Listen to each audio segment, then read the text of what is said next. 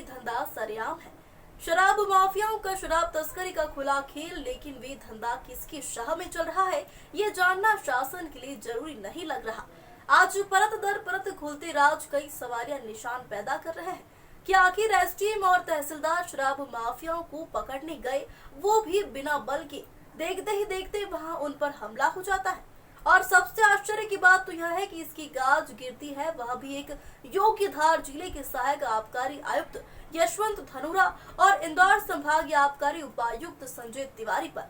खैर, देखा जाए तो विधानसभा भी सरकार को घेरने का विपक्ष के पास कोई गंभीर मुद्दा नहीं था, लेकिन एसडीएम की नादानी ने कांग्रेस को नया और एक बेहतर मुद्दा देने में सफल हो गए।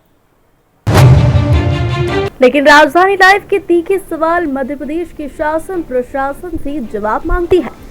एसडीएम साहब आखिर बिना फोर्स की कार्रवाई के लिए क्यों गए? जब इस कार्रवाई में आबकारी अमले को साथ नहीं लिया गया तो फिर गाज आबकारी आयुक्त और उपायुक्त पर क्यों?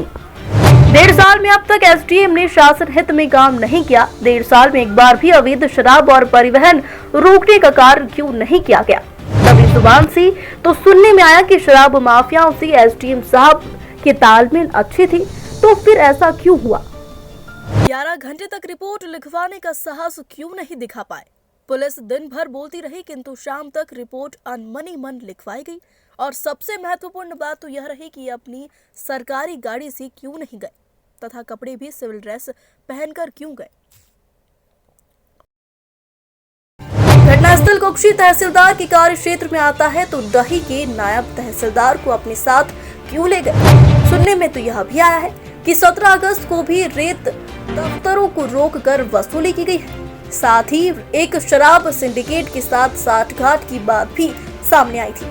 आखिर क्यों आबकारी विभाग के उच्च पद पर आसीन बीए पास प्रमुख सचिव दीपाली रस्तोगी अपने बेसिर पैर के फैसलों से प्रदेश के ईमानदार योग्य अधिकारियों को मुख्यालय अटैच और भ्रष्टों को मलाईदार कुर्सी सौंपती जा रही है?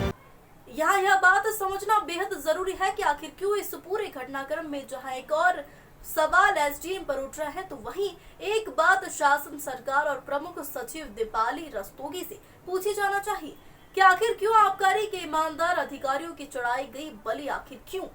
क्योंकि भ्रष्टों के लिए गंदा है, मगर यह तो धंधा है।